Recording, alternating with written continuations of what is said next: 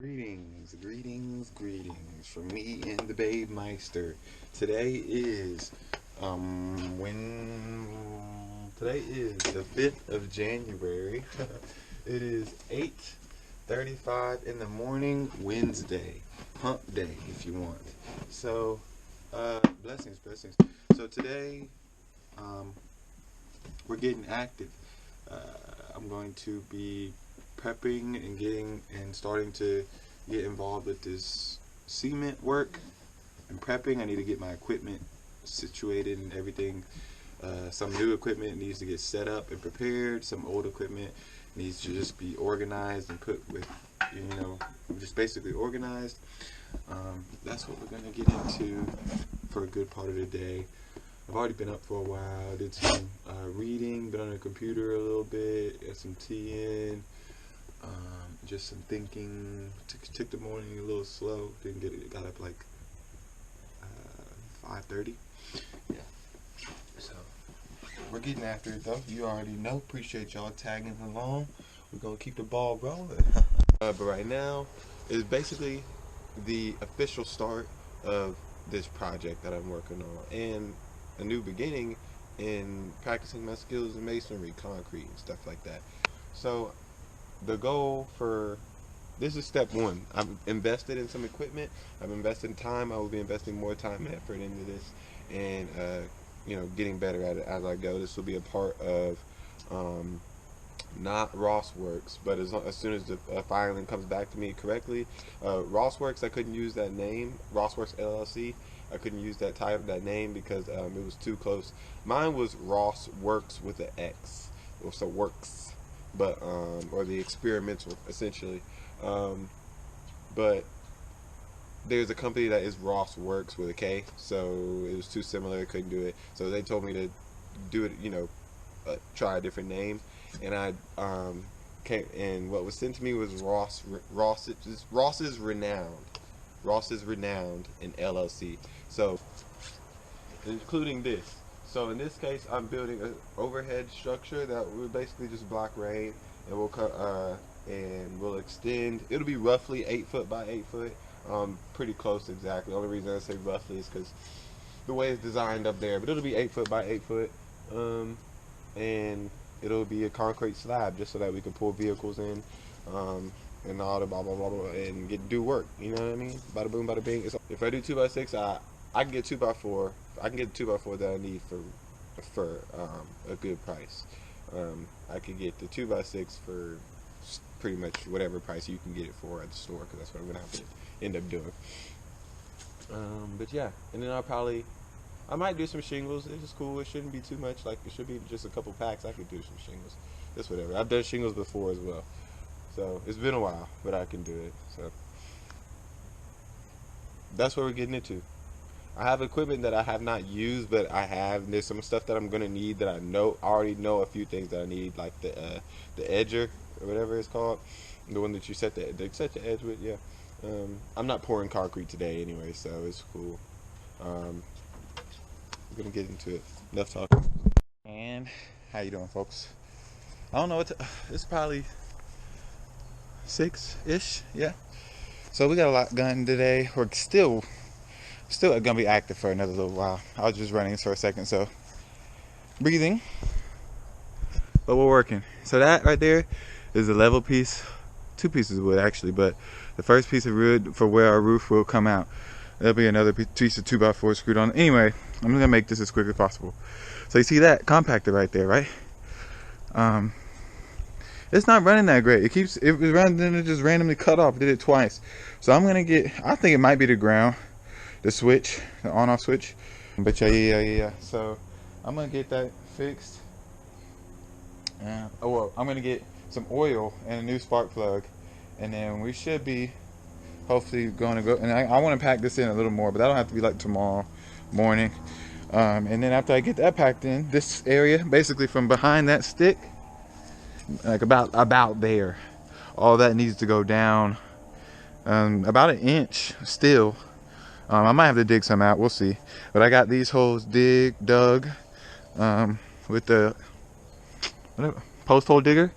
Got these holes dug with the post hole digger, and orange. Got my layouts marked and everything. Those holes are spot on. Concrete's gonna be going in those. That's gonna be a vertical post for out here. Bada boom, bada bing. And then I have my line and it's level, and those are level. So hopefully, or I'll have to check it. Probably adjust it tomorrow. Guaranteed. It's just the way it goes. From what that's dirt that I can use later. We got the fire going. Oh, we're lit. So look, my sister works works in the agriculture department at her school. I believe she still works for them. Either she does, or she did, but she still works there at Fort Valley State University. And they actually raise goats and slaughter them, so they sell meat and stuff. So we have some lamb steaks, 4 lamb steaks, and then some just chicken breasts too for like later on. But I know baby wants a lamb steak. But cool. It's lit. I'm glad I was able to catch up with y'all. For real though. It's major. I'm tired, man. I've been up since. I took a little break. I ate and chilled out here. Jalen was out here with me for a little while. I sat on the slide right there and I just laid back and then I stretched too. I needed a break, but I knew I wanted to keep working, so here we are. It's very warm. Where is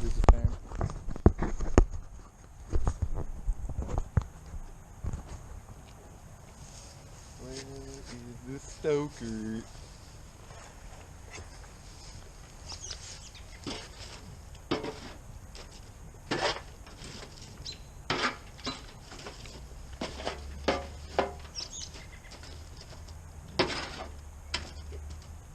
Hey bud, you good? Hey. You just licking your ankle? You good? Checking. If you good, you good. Yo. We out here, so we still really out here. Hopefully you can see pretty good. But we got the coals down low. We're searing the lamb steak. We got lamb steak, carrots, and celery. Nothing major. The smoke does all the flavor for you. But we got pepper, salt, pepper, and seasoning salt. Just seasoning salt and pepper, really. But you see, I got it right next to this fire. It's just because I want to get it seared, and then I'm gonna scoot it down to the other side and let it. Those carrots are basically just roasting. I'm gonna use the celery. Hopefully, it'll make some juice, and I'll just use it for seasoning, basically.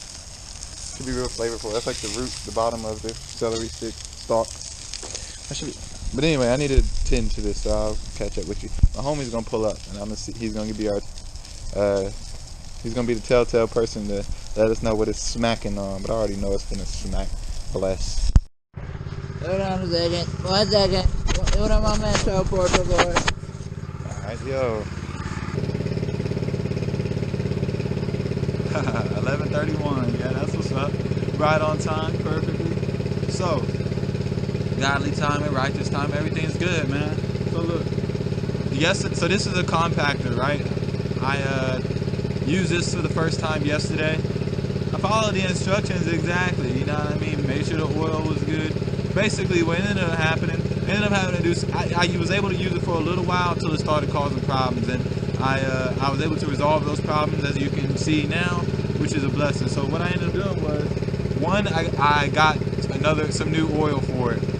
There's a sensor on there that was like, if the oil's too low, it'll cut off, or it just won't start at all.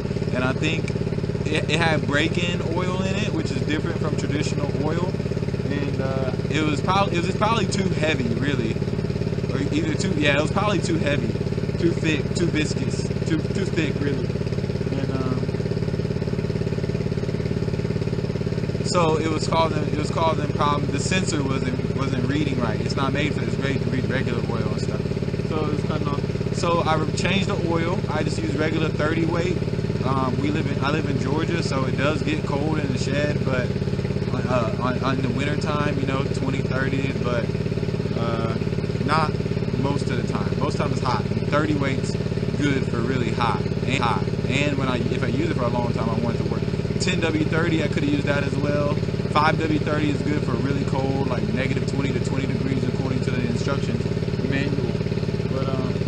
also got a new spark plug for it, which might not have been necessary, but I feel like they just put the cheapest one in there because, you know, it's not a high-end product. It's small, you know, compared to many of them.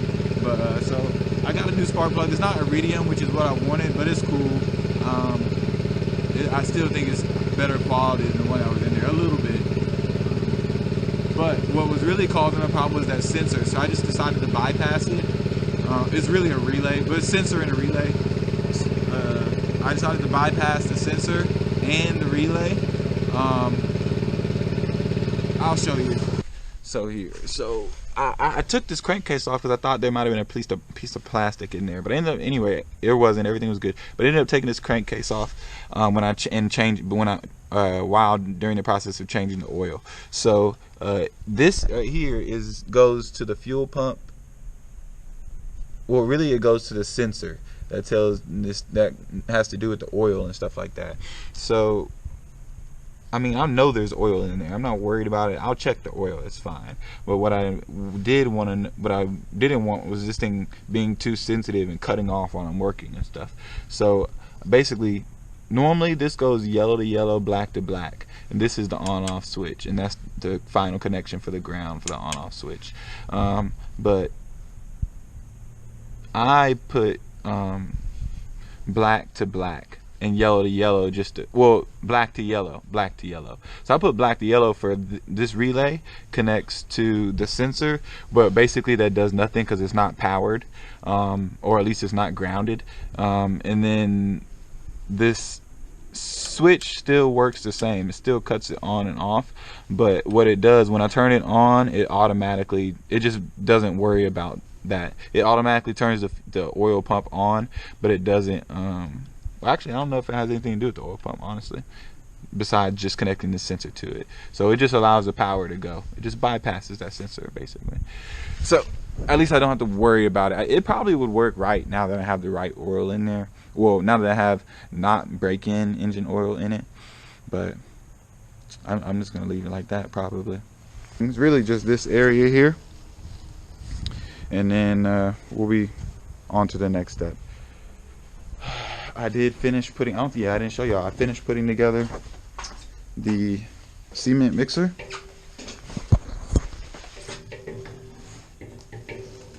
It's powered by electric.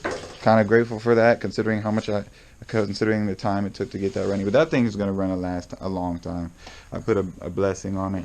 I put time into it, made sure that it has what it needs, and I'll continue to. That thing's going to, you know, I was like, man, I didn't put this money in here. This thing was, you know, more than $100, you know, to say the least. That's all I'm going to say. Because my grandma told me don't be talking about your finances with everybody, and I think that's just true. I think that's true. Especially not the internet. I mean, like, I love y'all, but I don't know all y'all personally like that. What's the point? Maybe later. Maybe I'll change my mind later. But anyway, not with grandma. Not from grandma. Grandma knows what she's talking about. I mean, but now I can continue working, which is and I worked really hard yesterday. I realized that, like, I probably overworked. It's not overworking as long as you know, as long as you recognize it and you do something, or at least you know, it is overworking. It was a little bit more. Like today, I'm way more tired, and I've had 2 cups of coffee already. But I'm tired, but I'm focused. So I'm just methodically doing it. Ain't nobody rushing, ain't nobody stressing. That's why I can take this time. That's why this is a longer cut of this video right now. But I'm gonna let y'all go. Peace.